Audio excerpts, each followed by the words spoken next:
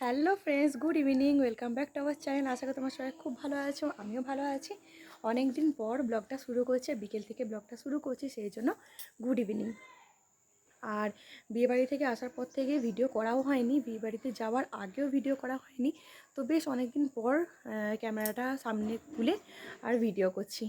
তো অনেকদিন ভিডিও না করলে না ভিডিও করার ইচ্ছাটা কেমন একটা চলে যায়, কমে যায়। তো দেখো আমি চুলটা কেটেছি, বিয়েবাড়িতে চুলটা কেটেছিলাম, অনেকটাই ছোট হয়ে গেছে আর রাফও হয়ে গেছে। এখানে না প্রচণ্ড শীত পড়েছে, আর তোমরা তো জানোই পুরুলিয়াতে কতটা শীত পড়ে। তো সেই জন্য এই ঠান্ডায় না চুলের কোনো যত্ন নিতে পারিনি, কিছু করতে পারিনি, কারণ ঠান্ডা লেগে যাবে সেই জন্য। আর শীতকালে না এখন ফুলটাও তো ফুটছে না, জানো তো, অনেক কম ফুল ফুটছে। নিচের ফুল মানে এই সাইডের ফুলগুলো তুলে পুজো করেছি। বাজে এখন বিকেল 4:30। টুকলু যাবে টিউশন, তার আগেও একটু খেলতে গেছে। তো খেলে আসবে, তারপর ওর জন্য খাবার করতে হবে, ম্যাগি করব। তো তার আগে ভাবলাম ভিডিওটা স্টার্ট করেই ফেলি, কারণ সকাল দিকে অনেকটা কাজ থাকে। আর অনেক কিছু মানে বিয়েবাড়ি থেকে আসার পর থেকে অনেক ঘরটাও এলোমেলো হয়ে গেছে, সমস্ত কিছু গুছগাছ করা এটা ওটা। সেই জন্য না সকাল থেকে ভিডিওটা শুরু করতেই পারছি না। আর যা ঠান্ডা, সকালে তো উঠে মানে কাজ করাটাই একদম কঠিন হয়ে যাচ্ছে। তো সেই জন্য সকাল থেকে ভিডিও করছি না, ভাবলাম বিকেল থেকেই ভিডিওটা শুরু করি। আর এই দেখো ফুলগুলো, শীতকালীন ফুল এগুলো কাছ থেকে দেখিয়ে দিচ্ছি, দাঁড়াও। এই ফুলগুলো আমার খুব ফেভারিট ফুল, আর দেখতেই পাচ্ছ খুব মিষ্টি দুটো কালার দিয়ে ফুলগুলো হচ্ছে আর কি। তো খুব ভালো লাগে। আর এই সময় মানে এই ভিডিওটা অনেক দিন আগেকার ভিডিও, এই সময় কিন্তু গাছগুলো অনেকটা বড় হয়ে গেছে। যেমন এখানে টমেটো গাছ লাগানো আছে, বেগুন গাছ লাগানো আছে, এই গাছগুলো না অনেকটা বড় হয়ে গেছে। নেক্সট যে ভিডিও আসবে তখন আমি শেয়ার করব যে গাছগুলো কতটা বড় হয়েছে। আর এই ভিডিওটা অনেক দিন আগেকার, কিন্তু না ভিডিও মানে ভিডিওগুলো পোস্ট করিনি, শরীরটা ভালো ছিল না, এডিট করাও হয়নি, পোস্ট করাও হয়নি। তো ভাবলাম ভিডিওটা যখন করেছি তখন ভিডিওটা এডিট করে তোমাদের সঙ্গে শেয়ার করাই যাক। আর দেখো ধনেপাতাগুলো কি সুন্দর হয়েছে। আর এখানে গাঁদা ফুলের গাছে না এখনও ফুল ফোটেনি, তো যখন ফুল ফুটবে তখন গাছটা দেখতে আরও ভালো লাগবে। এখানে অনেকটা ঘাস হয়, মানে প্রচণ্ড পরিমাণে ঘাস হয়, তো সেই জন্য গাছের পরিচর্যা করার অতটা সময় পায় না, না হলে এই জায়গাটা দেখতে আরও ভালো লাগবে। তো যাই হোক, আমি গাছের ভিডিওগুলো করি, অনেকে পছন্দ করে গাছের ভিডিওগুলো দেখতে, তো সেই জন্যে। আর দেখো এখানে শিম গাছটা এই বছর লাগাইনি, আগের বছর লাগিয়েছিলাম, তখন বীজ পড়েছে, সেখান থেকেই শিম গাছটা হয়েছে। দেখো এখানে ফুল দিচ্ছে, আর এখন তো প্রায় অনেকটাই শিম ধরছে। আর বললাম না ভিডিওটা অনেক দিন আগেকার, তো সেই জন্য তখন ফুল দিচ্ছিল, এখন কিন্তু শিম ধরছে। এখানে দেখো জবা ফুলের গাছ, পেয়ারা গাছ, আম গাছ তোমাদের সঙ্গে শেয়ার করে দিলাম। এই ব্যস্ততম জীবনে কিছুটা সময় হলেও সারাদিনের মধ্যে কিছুটা সময় বের করে নিতে হয়, যেখানে তোমার মনে শান্তি হবে, নিজের মতো করে সময় কাটাতে পারবে। সেই সময়ে একটুখানি শান্তি অনুভব করে নিজের মতো সময় কাটানো। যেমন আমার ভালো লাগে বিকেলে বা সকালের দিকে একটু গাছের সঙ্গে সময় কাটানো, কোন গাছগুলো কতটা বড় হয়েছে, কোন গাছগুলো কেমন দেখতে হয়েছে, আমার ভালো লাগে দেখতে। আরেকটা ভালো লাগে খুব সকালে, যখন কেউ ঘুম থেকে উঠবে না, এখন বাচ্চারা ঘুম থেকে উঠলে, বড় ঘুম থেকে উঠলে সমস্ত কাজের মানে একটা পাহাড় নেমে পড়ে আর কি। তো সকাল সকাল ঘুম থেকে উঠে যদি একটু খোলামেলা আবহাওয়াতে নিজের মতো সময় কাটানো যায়, সেটা কিন্তু বেশ ভালো লাগে, সারাটা দিনের একটা মানে এনার্জি চলে আসে। আজকে আমি বিকেল থেকে ডেলি ব্লগ তোমাদের সঙ্গে শেয়ার করছি, বিকেলের পথে কি কি করি, আর সন্ধেবেলায় কি কি নিয়ম মেনে সংসারে সুখ সমৃদ্ধি পজিটিভিটি আনার চেষ্টা করি, সেটাই তোমাদের সঙ্গে আজকে আমি শেয়ার করব। সাধারণত আমি সকাল থেকে ভিডিওটা স্টার্ট করি, আজকে ভাবলাম বিকেল থেকে স্টার্ট করা যাক। সকালে না অনেকটা কাজ ছিল, এই সমস্ত কাপড় কাচাকাচি, একদম সকাল থেকে ভিডিও করার সময় পাইনি।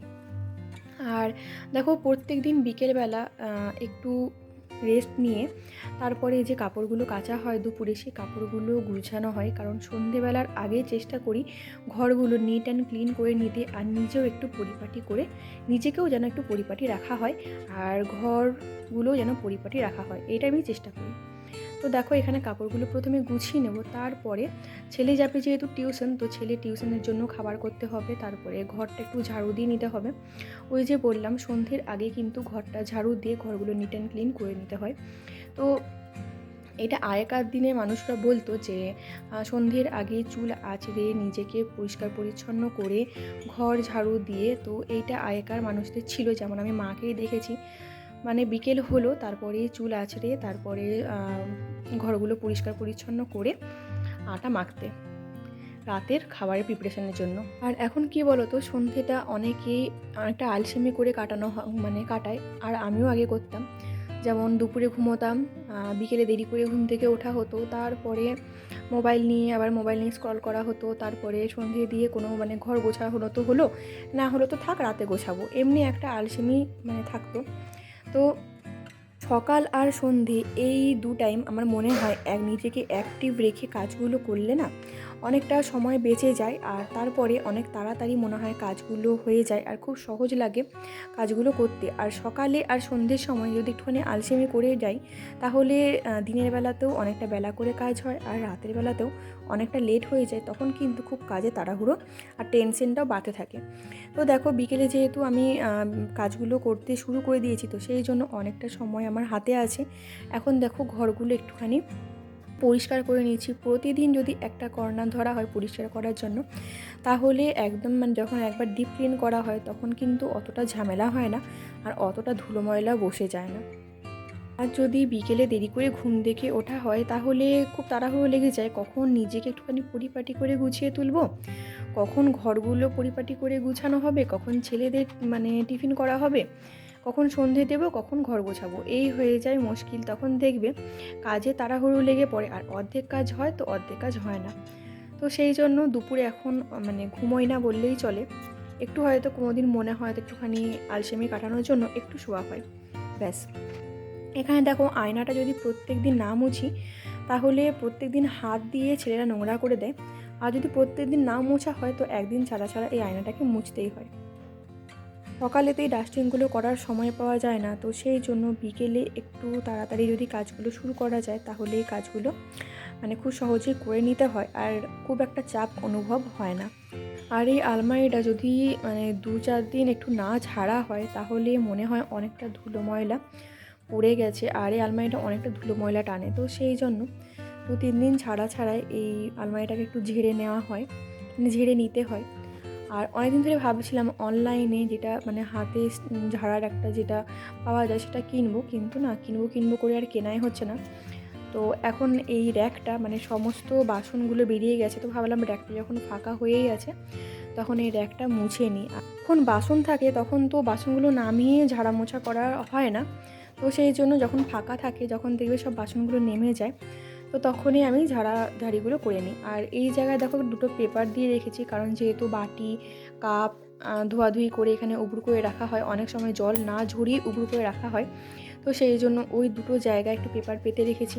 তারপরে দেখো, এই জায়গাগুলো না অনেকটা ধুলো জমে যায়, তো সেই জন্য কাপড় দিয়ে এই সাইডগুলো একটু মুছে নিচ্ছি। যখন বাসন থাকে তখন তো বাসনগুলো নামিয়ে ঝাড়া মোছা করা হয় না, তো সেই জন্য যখন ফাঁকা থাকে, যখন দেখবে সব বাসনগুলো নেমে যায়, তো তখনই আমি ঝাড়িগুলো করে নিই। আর এই জায়গায় দেখো, 2টো পেপার দিয়ে রেখেছি, কারণ যেহেতু বাটি কাপ ধোয়াধুয়ি করে এখানে উবড় করে রাখা হয়, অনেক সময় জল না ঝরিয়ে উবড় করে রাখা হয়, তো সেই জন্য ওই 2টো জায়গায় একটু পেপার পেতে রেখেছি। তারপরে দেখো, এই জায়গাগুলো না অনেকটা ধুলো জমে যায়, তো সেই জন্য কাপড় দিয়ে এই সাইডগুলো একটু মুছে নিচ্ছি।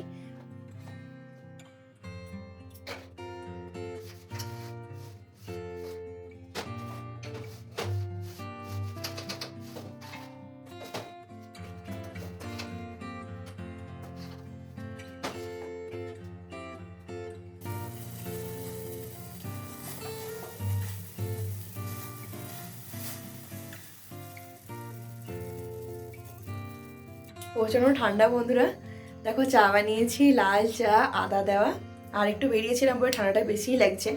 তো টুকলোকে টিউশন পৌঁছে আরও ফোন করেছে, বলছে আসছি, কিছু মার্কেট করার আছে, কিছু বাজার করার আছে, তো বলছে রেডি হয়ে থাকো। তারপর না কিছু ভিডিও করাই হয়নি, কারণ তাড়াহুড়ো করে সন্ধে দিয়ে তারপরে বেরিয়েছিলাম, তো কয়েকটা জিনিস বাড়ান্ত হয়ে গেছিলো, তো সেই জন্য স্মার্ট বাজারে গেছিলাম কিছু বাজার করতে। আর সব জিনিস না মল থেকে কিনি না, গ্রোসারি সব জিনিসগুলো মল থেকে কিনি না, কিছু দোকান থেকে কিনি, আবার কিছু মল থেকে কিনি, এই হচ্ছে ব্যাপার। তো কী কিনেছি সেগুলো তোমার সাথে শেয়ার করবো। আপাতত রুটিটা করে নিই, ও গেছে টিউশন থেকে আনতে গেছে ওকে, আর আমি এখন রুটিটা করে রাখি। চিকেন আনা হয়েছে, তো চিকেনটা ওই রান্না করবে, আমি শুধু মশলা করে রাখবো। রুটিটা করে আর রেখে দেবো। ও আসবে তারপরে চিকেনটা করবে, তারপরে খাওয়া দাওয়া হবে। আমার সেলাইয়ের কাজও বাকি আছে, কালকে আবার সেলাই ক্লাসে যাওয়ার আছে। তো এখন আমি সেলাই ক্লাসটা কন্টিনিউ করছি এখনও, কারণ দেখো কোনো জিনিস শেখা শেষ নেই। মানে অর্ডারও নিচ্ছি, ব্লাউজও করছি, আবার সেলাই ক্লাসটাও আবার মানে জয়েন করেছি, কারণ এখনকার ব্লাউজে না অনেক ধরনের ব্লাউজ হচ্ছে, আর সেলাই কাটিং অনেক রকম ব্যাপার থাকে। তো সেই জন্য ভাবছি মানে যখন শিখছি তখন ভালোভাবে সমস্ত কিছু শিখে নেওয়ার ইচ্ছা আছে। একটু সময় লাগবে, ধৈর্য ধরে শিখতে হবে এই যা।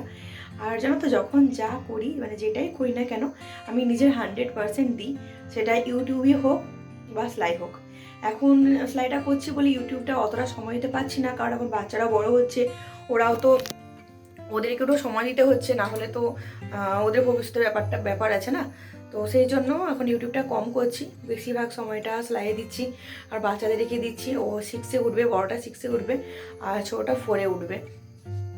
তো আগে কী হতো, অতটা সময় দিতে হতো না, কিন্তু এখন আস্তে আস্তে একটু বেশি সময় দিতে হচ্ছে, আর বড়টাকে বেশি সময় দিতে হচ্ছে, কারণ ও তো এতদিন মায়ের সাথে ছিল, গ্রামে ছিল।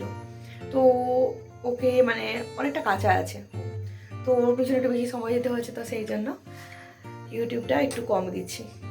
যখন আমি ফাঁকা ছিলাম তখন কিন্তু ইউটিউবটাকে 100% সময় দিয়েছি, কিন্তু মানে এখন না ঠিক মতো ভালো জিনিসটা সবার মানে পছন্দ হয় না, জানো তো। আর একটু ভিউজের জন্য অন্য পথে যাব বা অন্য কিছু করে ভিউজ আনবো, সেটা একদমই না।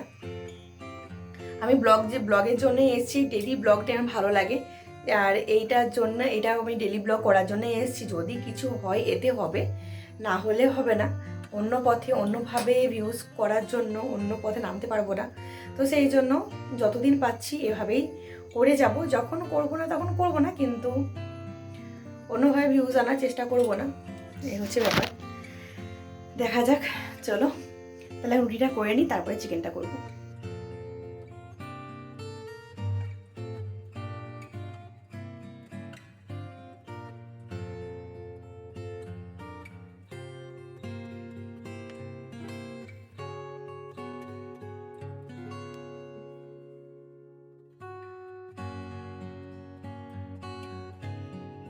জিনিসগুলো যেগুলো কিনেছি সেগুলো তোমাদের সঙ্গে শেয়ার করে দিই, তারপরে যেটা যেখানে রাখার রেখে দেবো। আর আমি এখানে দেখো ডাইজেস্টিভ বিস্কুটটা না খেতে আমার ভালো লাগে, ওইটা আমার জন্য। আর এখানে মেরি বিস্কুট কয়েকটা এনেছি। বিস্কুটগুলো প্রায় বেশি খাওয়া হয়, কারণ বাচ্চারাও খায়, আমিও খাই। আর দেখো এখানে হিমালয়া ফেস ওয়াশ এনেছি, আর ডাবার গুলাবাড়ির রোজ ওয়াটার এনেছি। ওটা যেহেতু স্প্রে বোতল, তো সেই জন্য এটা নিলাম। আর এমনি ডাবরের আমার আছে গোলাপ জল, তবু এটা নিলাম। আর ওই যে ক্যানগুলো দুটো দেখলে সেগুলো না মানে ফ্রি পাওয়া গেছে জিনিসগুলো কেনার জন্য। আর তারপরে দেখো এখানে আটার প্যাকেট তো দেখলেই কিনলাম, তারপরে রিফাইন তেল আর সর্ষের তেল কিনেছি। এখানে বাদামটা কিনলাম, কারণ যেহেতু চিড়ের পোলাও যখন বানাই, তারপরে নোনতা সুজি যখন বানাই, তখন বাদামটা লাগে। আর সব যে মল থেকে কিনেছি সেটা না, যেগুলো তোমাকে এখন দেখাচ্ছি তোমাদের, তো এইটা মল থেকে কিনেছি। যেমন কলগেটের বড় প্যাকেট, তারপরে সাবানের প্যাকেট, কস্তুরি মেথি পাতা আর তড়কা মশলা, এগুলো সব মল থেকেই কিনেছি। আর চিড়ের পোলাওয়ের জন্য মোটা যে চিড়েটা, তো সেইটা নিলাম এখানে চিড়ের পোলাও করার জন্য। আর এইগুলো দোকান থেকে কিনেছিলাম, যেগুলো মল থেকে কিনেছি সেগুলো তোমাদের সঙ্গে আগে শেয়ার করে নিই। দেখো লবঙ্গর প্যাকেট একটা নিয়েছি, আর এটা সর্ষের প্যাকেট, যেগুলো একদম ছোটো ছোটো সর্ষে, সেই মানে প্যাকেটগুলো। আর জেকের যে এলাচের একটা প্যাকেট নিয়েছি, চায়ের সঙ্গে দিতে বেশ ভালো লাগে। আর এখানে দারচিনি, এলাচ, লবঙ্গ একসঙ্গে আছে, তেমনটা প্যাকেটও একটা কেনা হয়েছে। আর এখানে টমেটো সস কিনলাম একটা। তো এগুলো হচ্ছে মানে মলের জিনিস। আর এগুলো দেখো দোকান থেকে কিনেছি, যেমন মটর আছে, ছোলার ডাল আছে, কাবলি চানা আছে, এগুলো সব দোকান থেকে কিনেছি। সব জিনিস যে মল থেকে কিনি তেমনটা না, তোমাদেরকে আগেই বলেছি। যেগুলো যেখান থেকে সুবিধা হয় সেগুলো সেখান থেকে কেনা হয়। এখানে দেখো চিড়ে কিনেছি, এই চিড়েটা পাতলা চিড়ে, মানে ভেজে খাওয়ার জন্য, চায়ের সঙ্গে ভেজে খাওয়ার জন্য। এখানে দেখো মেথি আছে, জলে ভিজিয়ে খাই আর কি। তো তারপরে হলুদ দেখো আছে এখানে, কালো জিরে, বাসন মাজার তারের যে স্কচ ব্রাইট সেটা, তারপরে এটা গোবিন্দভোগ চাল মাঝে মাঝে পোলাও পায়েস করার জন্য, আর গোটা জিরে। তো জিরে গুঁড়োটা ব্যবহার করি না, গোটা জিরেই ব্যবহার করি। তো এই হচ্ছে জিনিস। তো এগুলো সব তোমাদের সঙ্গে শেয়ার করে দিয়েছি। তারপরে চলো এগুলো যেখানকার জায়গা সেখানকার জায়গায় আবার রাখবো, তো এতেও অনেকটা সময় লেগে যাবে।